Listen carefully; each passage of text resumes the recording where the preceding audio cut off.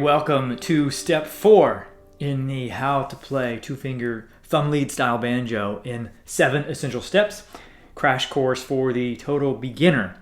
In this episode, like the previous episodes, we'll be learning a new technique for two-finger thumb lead style, or I should say maybe a new application of a previously learned technique, and we will be integrating this into our song Pretty Polly. So in the last episode, we finished picking out the entire melody, so we have the entire song on the banjo, and we're continuing to add more embellishments in the style of two-finger thumb lead to give it a complete sound. One of the things that is so great about the banjo is that when you add all of these elements together, it sounds super rich, and it sounds like a full band. It really sounds like there's more than just one person playing.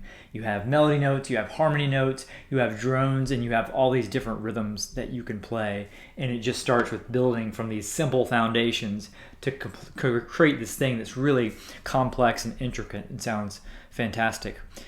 So in this particular video, we're going to be using our index finger again. So the index finger plucking on the first string, just like we did in the last video, but in that one we were doing that in the context of the pinch.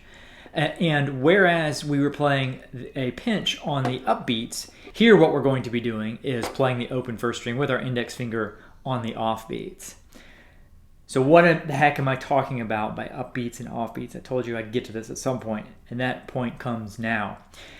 So let's talk about beats for just a minute.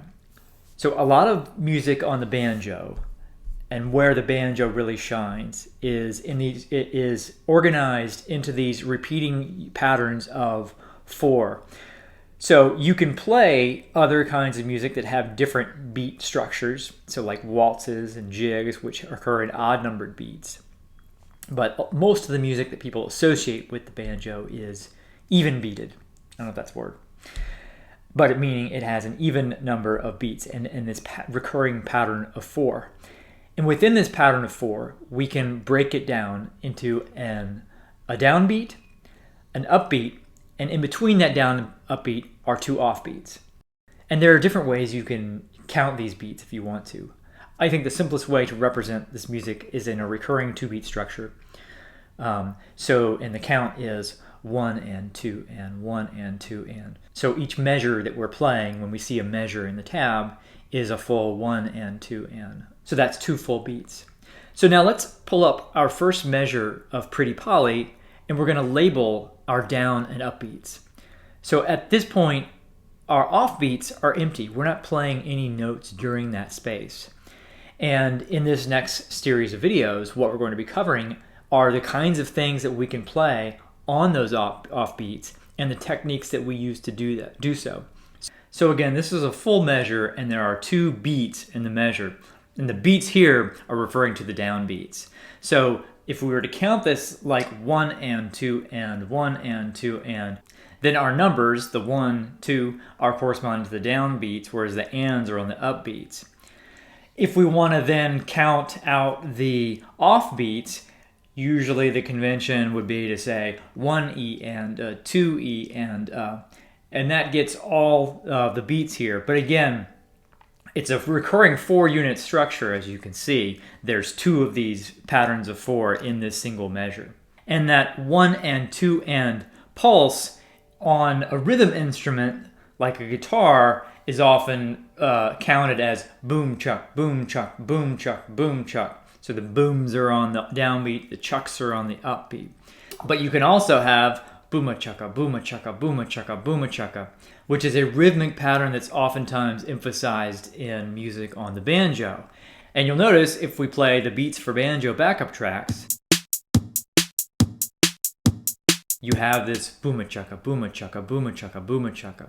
So you have this entire repeating 4-unit structure that underlies so much banjo music there in the beats for banjo tracks, which is why I think they work so well to help you kind of emphasize that fundamental rhythm that you're oftentimes going for and wanting to emphasize when you're playing something on the banjo.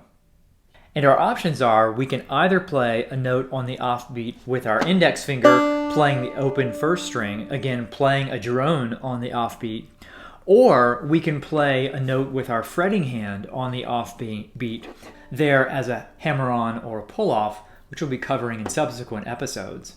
So in this video, we're going to be covering our first technique for playing on the offbeat, which is the index finger plucking the open first string to add a drone. So just for the sake of an example here, let's go ahead and add an offbeat drone on the first string in every place where we can in this measure. And now here's what that sounds like. That should sound like a very distinctive banjo sound, right? That is a classic banjo pattern. And it's oftentimes referred to as a roll because it gives this rolling sound like you're just rolling on forever. So that's one type of roll pattern. Again, here we're playing on every offbeat with our index finger. We could also play a different pattern where we're leaving that first offbeat after the downbeat empty and then playing on that second offbeat after the upbeat. And then it sounds like this.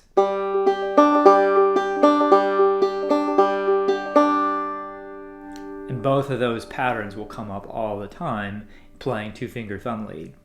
Now let's go back to the first example where we're playing on every offbeat. So notice here that we have 2 melody notes and we have 6 non-melody notes that are drones either on the first string or the 5th string. I've talked about before one of the unique aspects of the banjo being that there are all these extra notes you play on the banjo that aren't part of the melody.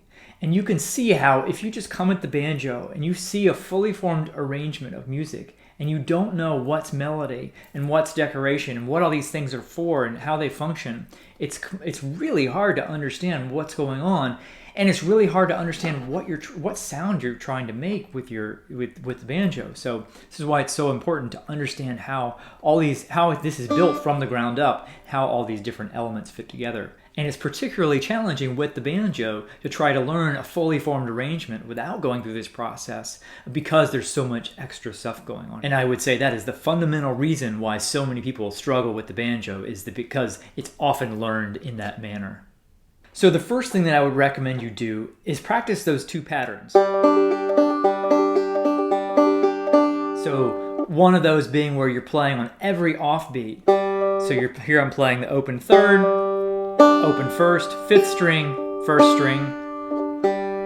And again, your thumb is going to be playing either 4, 3, or 2. So you can practice that on every string.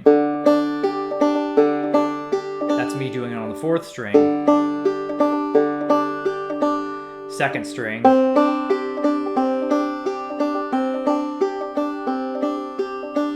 Again, this is something you really want to get second nature. And then practice the other pattern as well.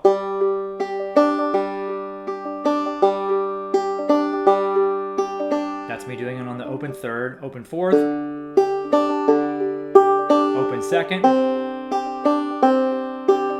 And then you can practice mixing and matching.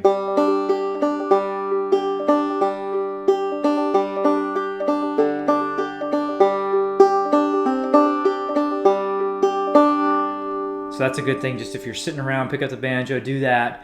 And then once you kind of feel like you got that pattern down, you can test to see if it's automatic yet by playing with Beats for Banjo, seeing if you can maintain the pattern with good timing along with the beat. It's the first thing to practice before you get into the meat of adding this technique into our arrangement, which I'm going to cover now. All right, so now let's start with the first section of Pretty Polly. Here's what it looked like after the last episode. And now we're going to add in the open first string on the offbeats in various spots. And remember, as I discussed in a prior video, there is no right way here. I've added it in places here where I think it sounds good, but there are many other options for where it could sound good. So again, don't get locked into the idea that there is one way to play a thing. There are countless ways to play anything that sound really good and that are entirely within the structural rules of this particular banjo style. All right, so let's go ahead and I'm going to play through this particular example so you know how it sounds.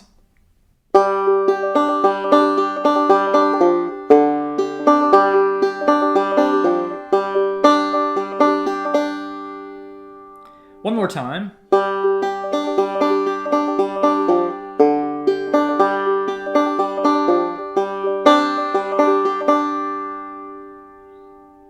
Okay, that's section 1. Now, important point here is that I would strongly recommend that you first listen to these sections, hear how they sound, and then get away from looking at the tab as soon as possible once you kind of know the patterns and match those patterns to what you're hearing, and then start to try to learn or play through each of these sections without looking at anything, matching what you're hearing in your head. And if you want to mess around with inserting the open first string drone on the offbeats in different spots than what I have out here, go for it. Okay, so let's move on now to section 2. This is what we had after the last lesson. And now we're going to add in the drones on the first string on the offbeat. And now here's what this sounds like.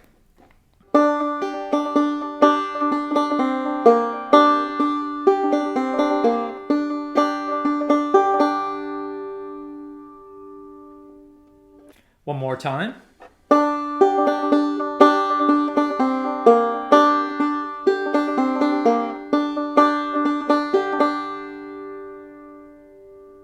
All right, now it's time for our third and final section. This is what we had after the last lesson.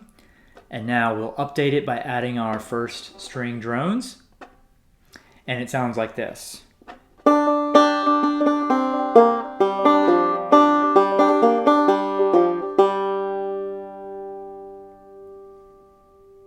Now remember, if you want to loop back to the beginning, you might want to fill out that measure, this last measure, with something. Again, we have one note here. The rest is just open for us to do whatever. Use any of the techniques that we've covered. You could go.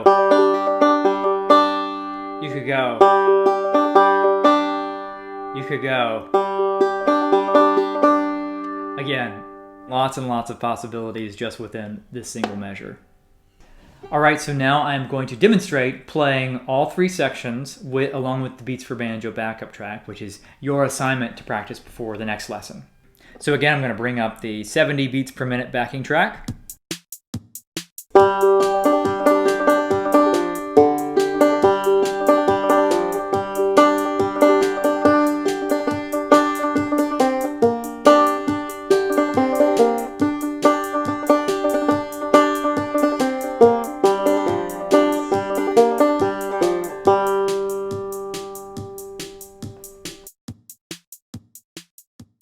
Okay, so practice that exercise to get ready for the next step. And again, the objective is to play that exercise with good timing and clean notes. The speed is not that important. What's important is that you were able to keep time at whatever tempo you choose. And again, if you need to slow it down even further by using the gear icon and adjusting the speed of the video, that is fine as well. All right, that does it for this installment. If you have any comments or questions, feel free to leave them in the comment section below the video, and I will see you in the next one.